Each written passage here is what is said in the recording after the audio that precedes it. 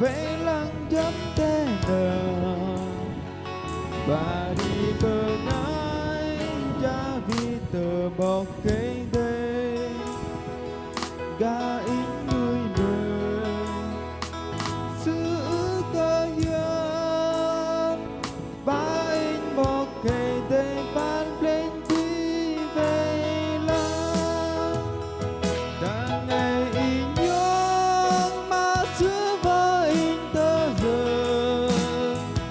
mà năm tơ con ta làm thường con tròn đá sự cùng về ý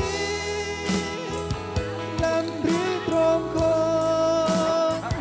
ba in một ngày để ban lên đi về là con thấy đây rằng bờ chín tôm tén cơn rồng rằng bờ sẽ tí quay tơ cờ bàn lên đi xưa với krao rằng in vã krao cha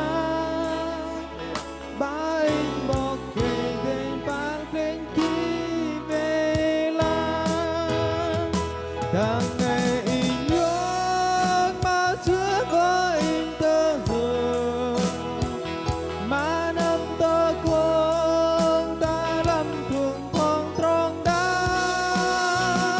sự cùng về ý làm đi tròn con ba anh bọc kề để ban lên đi về là mà xưa với in tơ giờ